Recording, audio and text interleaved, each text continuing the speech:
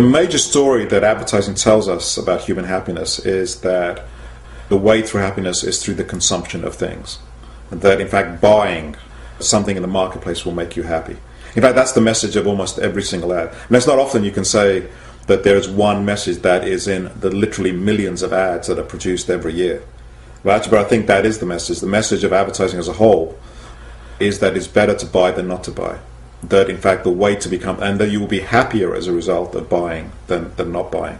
And I think that idea, in fact, I think is the major force for global social change over the last 50 years.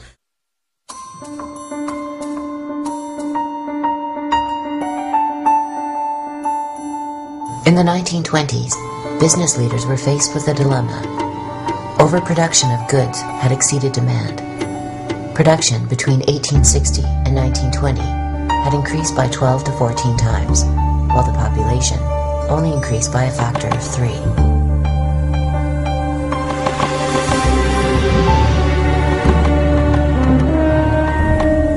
There were several ways of solving the problem. One was to reduce working hours and raise wages so that production and consumption reached an equilibrium. This would have led to more leisure time for workers and a higher standard of living. The problem with this solution is that it could have entailed a slight decrease in profits. Corporations are mandated by law to maximize profits on behalf of their shareholders, regardless of social or environmental costs. According to business leaders, there was another problem. John Egerton, president of the National Association of Manufacturers, warned that a shorter work week would undermine the work ethic and potentially foment radicalism. If people had time to stop and think, they might also take the time to rethink their position in life. The emphasis should be put on work, Egerton stated. More work and better work, instead of upon leisure. Production would no longer be about satisfying human needs. It would be an end, in and of itself. Rather than a democracy of ideas, or a democracy of mass participation, the United States would become a democracy of material goods. The citizen would be replaced by the consumer. The problem of capitalism is the problem of consumption. And the problem is that after your basic needs have been met, there is no real need for consumption. And so you have to convince people that, in fact, their identities are based upon the consumption of objects for which there is no material need. If you look at advertising, it's a very interesting history. In the first period of advertising, we can say right up until about the 1920s, advertising talked about goods themselves. They talked about how they were made, what they did, how well they lasted, etc. It really is a discourse about objects, about what goods did. However, starting around 1920, that changes. And from that period on, advertising doesn't really talk about goods themselves. They talk about the relationship of goods to our needs. At the center of the new strategy was Edward Bernays. If Walter Lippmann had concerned himself with an overarching analysis of mass media and democracy, Bernays would devote most of his energies to propaganda on behalf of the corporation. Rather than focus on the intrinsic worth of a particular product, Bernays suggested a strategy where products became linked with the unconscious desires of the public. In this manner, there would be virtually no limits to either production or consumption. Goods don't make us very happy. Goods are not central to satisfaction. What actually really makes people happy are non-material things. What makes people happy seems to be things connected with sociability. I don't mean to say by that material things have nothing to do with happiness. Poor people are not happy. They don't have access to clean drinking water. They don't have access to food. They don't have access to shelter. So it's not that material things are not connected to happiness. They are to some degree. But once you get past a certain level of comfort, material things simply don't provide us happiness. At the same time, there is this giant propaganda system of advertising that is, again, perpetually telling us that the way to happiness is through objects, the way to happiness is through consumption. What makes people happy are things to do with society, with connection, with personal connection, with autonomy, with relaxation. In fact, when you ask people what it is that makes them happy, goods very rarely come into it. However, the problem is that capitalism has to sell goods. The marketplace provides goods, and therefore what it did was it took the images of the life that people really want, which is a life of meaning, of connection, of sociability, of friendship, of family, of intimacy, of sexuality. Those are the images that he took, and it linked them to objects. In his book, The Status Seekers, Vance Packard uses the phrase merchants of discontent to describe a deliberate strategy by advertisers of targeting the less affluent with status symbol messages. For someone with little chance of changing their social conditions in life, consumerism offers a quick fix that allows people to feel as though they are climbing the social hierarchy, when in fact, they are standing still. Are young adults, and the shopping centers are built in their image. For these young adults, the shopping centers have built fountains, commissioned statues, put in restaurants, and freestanding stairways. The shopping centers see these young adults as people whose homes are always in need of expansion. People who buy in large quantities and truck it away in their cars. It's a big market. We just had, at the time of this filming, it was just a few days ago, there was an incident at a Walmart in Long Island the day after Thanksgiving, where basically people were lining up for a sale, 5 in the morning, and one of the workers there was crushed to death, was actually trampled to death by these shoppers. And when the ambulance arrived or whatever it was to take the poor guy to the morgue or the hospital or wherever they're going to take, they didn't want to get out of the way. They said, we've been waiting here for 5 in the morning. I'm not leaving. So that would be the consumer society at its finest. And oddly enough, exactly to the day 5 years ago, on that day, day after Thanksgiving, the same thing happened at a Walmart in Orlando. It was not a worker, it was a woman who was shopping there. And she wasn't killed, but she was trampled unconscious, and people wouldn't get out of the way for the medics to take her away. So when you get finally to that point, this is what Marcuse was talking about, and the whole idea of one-dimensional man and so on, was this tremendous emptiness again. And so I'm going to buy things to fill that emptiness up.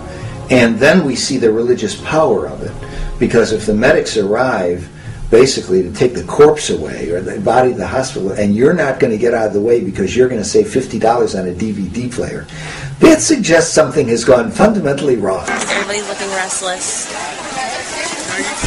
Oh, that's an 8-minute countdown!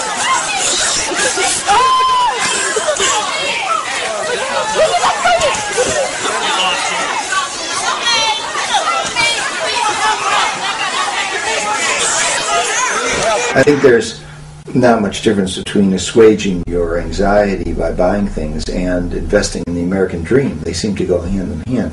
The American dream is a story about how society works. The American dream says that if you work hard, you will succeed. Now, the bedrock of our economic success is the American dream. It's a dream shared in big cities and small towns, across races, regions, and religions, that if you work hard, you can support a family. That if you get sick, there will be health care that you can afford.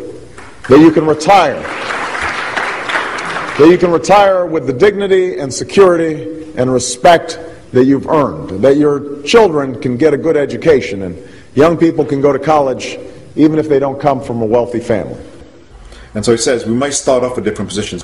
There are people who are rich and there are people who are poor, and they're born into different kind of contexts. But the playing field is level. That's the dream. That's the dream of, pulling yourself up by your own bootstraps. The problem with that is actually at odds with how social mobility works. Social mobility actually is much more based upon class and upon the resources that you have available to you into which you're born. Hi, I'm Paris Hilton, and you're here for the fit on MySpace. Let's go check out my shoe closet first. So, welcome to my shoe closet. As you can tell, I really love shoes. Part of those are material resources, and part of those are also cultural resources as well. There are class structures that keep people mostly in their places. There are some slight exceptions to this where there's movement between, one rung and another, but the level of social mobility is remarkably low in the society. And then the American dream is punctuated by these very visible examples in the media that show us people who are poor who are now rich. And now the question is, if those people are rich, if those people have made it, and a vast majority of the people have not, and the major thing that separates them is their own hard work, then the reason that the vast majority of people are where they are is because that is where they deserve to be. You didn't work hard enough. You're not intelligent enough. The right to life, liberty, and the pursuit of happiness. Some are smart, some not. Some are successful, some not. The United States never had mass prosperity throughout its history. There was just a period from 1946 to 1980 where the prosperity was really, it looked like it was just going better and better and better for everybody. And that came after World War II, with the backlog of tremendous earnings from war industry and such. The GI Bill that came in, that developed a whole new big professional class and the like. And that lasted till about 1980. Since then, there have been cutbacks to human services, cutbacks in educational opportunities, and greater inequality. Since 2000 to 2008, the inequality between the very rich and the rest of us, that inequality is greater than it's been throughout the 20th century. So we're back to like 1900 in terms of inequality. Everybody just can't make it. Throughout history, the rich have always argued that the poor are the authors of their own poverty. They're poor because they're stupid, they're disreputable, they're hopeless. People are poor because they are paid less than the value that they produce. You need poverty.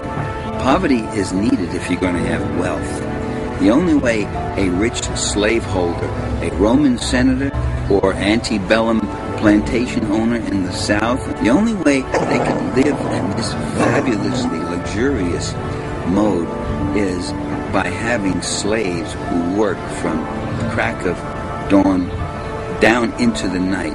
That's expropriation. That's creating the poverty of the slave or the serf or the worker so that the slaveholder or the lord, the feudal lord, or the plutocrat, the capitalist, can really accumulate wealth.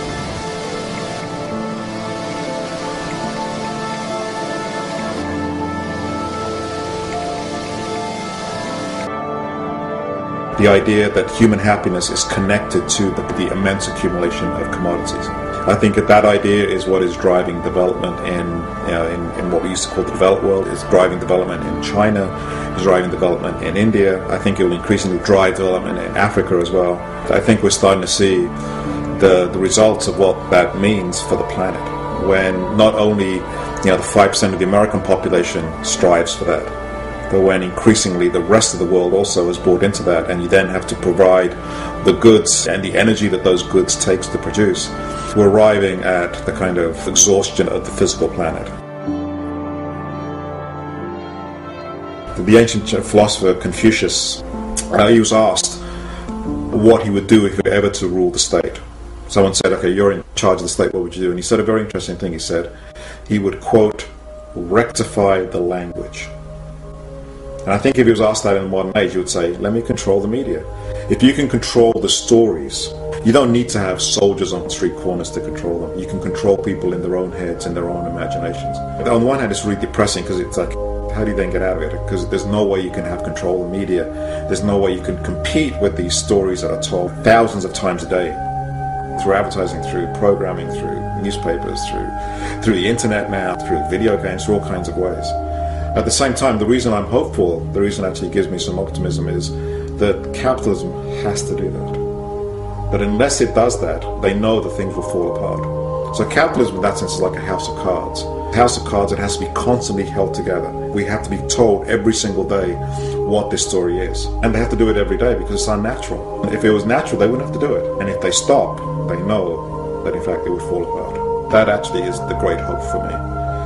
Is in fact the amount of time they have to spend convincing us about the value of this society is in fact what gives me hope that that there's an alternative just below the surface, and that alternative is much more human, much more compassionate, is much more connected to concern for other people, is much more connected to concern for the planet, and that it's being held down by this incredible and relentless propaganda.